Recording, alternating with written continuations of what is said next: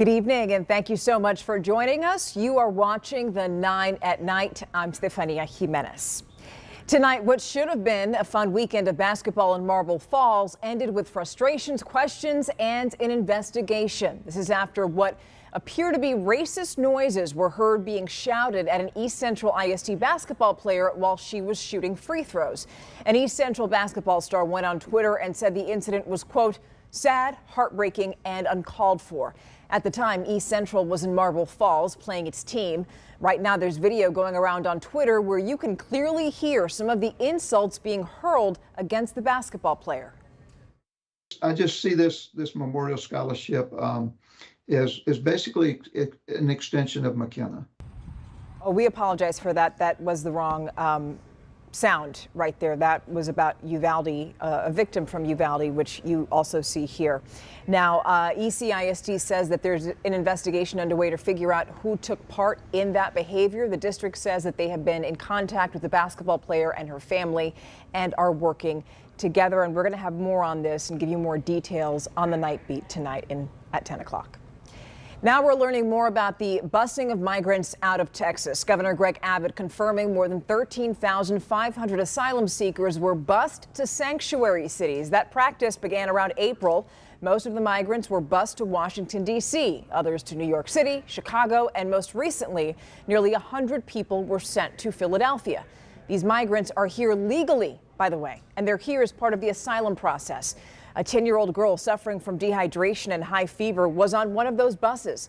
A Philadelphia City Council member questioned why a young girl in that medical condition would have been placed on a bus. That child was taken to a hospital after she arrived in Philadelphia.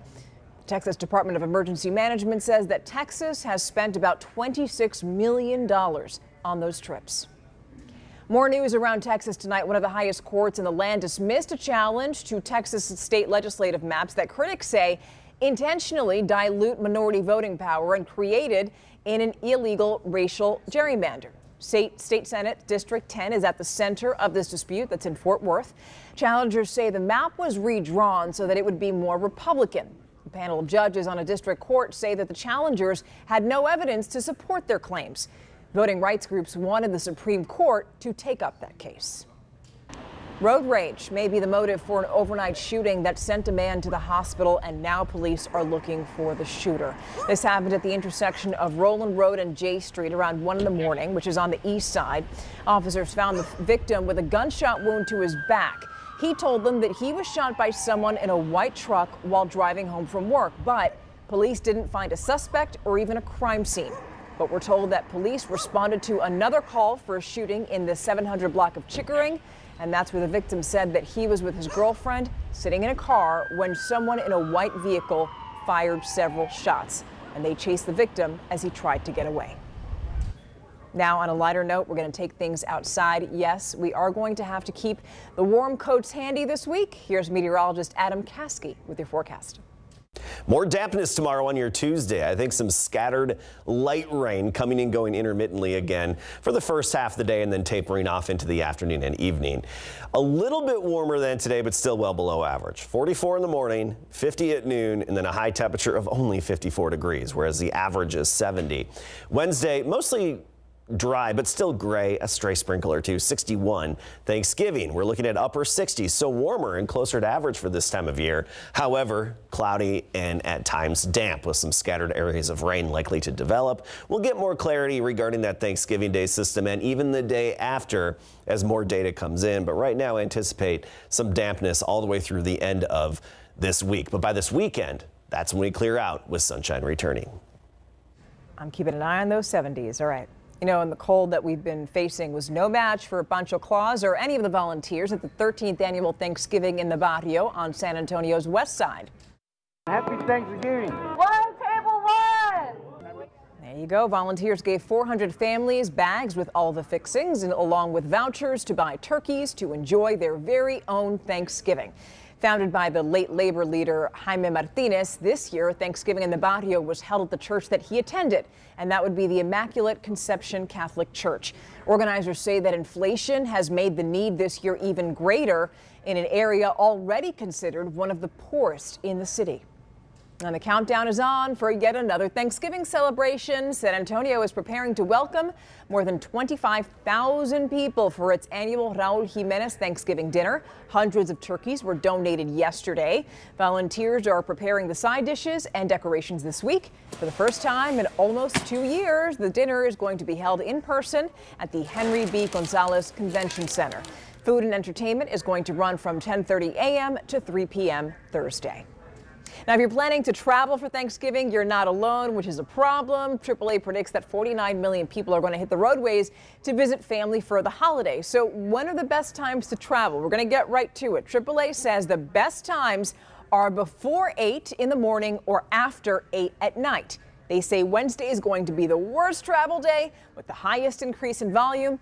And when it comes to coming back home, AAA says the peak times for travel are between 4 p.m. and 8 p.m. on Friday, Saturday, and Sunday. And just in case you're wondering, we did check for you. Gas prices are going down. Here in San Antonio, a gallon of unleaded is averaging at about $2.92 a gallon, which is down 12 cents from a week ago and 1 cent down from yesterday. We are getting closer to Black Friday when stores offer the biggest doorbuster deals on electronics. So if there is a techie on your gift list, but you really don't know where to start, 12 on your side's Marilyn Moritz has some holiday help. Want to put tech under the tree but need a little help? We asked the tech editors at Consumer Reports what they personally recommend. First up, for the music or podcast listener, a new speaker. I would definitely suggest the Sonos One smart speaker. There are a lot of things to like about it. One, it sounds great, and that's really the most important thing with any speaker. Thinking smartphone, Milani Pinola likes Motorola's Moto 5 stylus phone. It's hard to believe that you get all these features for the price that you're paying. Those features include a rare SD card for expandable storage and the nearly extinct headphone jack. As for laptops, Nicholas De Leon recommends the Microsoft Surface Laptop Go 2. It's lightweight and has a 12-hour battery life. Finally, here's what their TV guru suggests. A great gift for anyone this holiday season, including me, would be a Sonos Ray soundbar speaker. It's the least expensive Sonos soundbar that you can buy, and it has impressive sound quality for its size, which makes it good not only just for watching movies and playing video games, but also listening to music. You can pair it with other Sonos speakers for surround sound in your living room.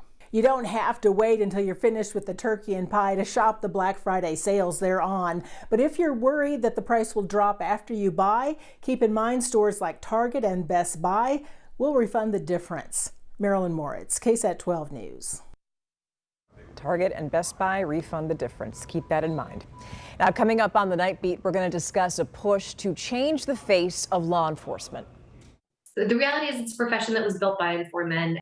But even in 2022, women are still trying to break the so-called glass ceiling at Texas DPS. So we'll discuss the possible benefits of adding more high-ranking women.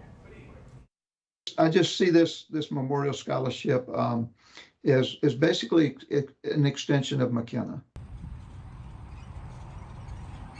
A special tribute to a Uvalde victim. We're going to tell you who is going to benefit from McKenna Elrod's legacy. Now, before we go, you see these twins here? They're adorable. They were actually born famous. Newborns Lydia and Timothy Ridgway were born from embryos that were frozen 30 years ago. The National Embryo Donation Center says that makes them the new record holders. The previous record was set with embryos that were about 27 years old. Lydia and Timothy have a special birthday for another reason, however. They were both born on Halloween, and they look to be happy and healthy. Well, we are out of time, my friends. The 9 at Night returns tomorrow. Have a beautiful night and stay warm.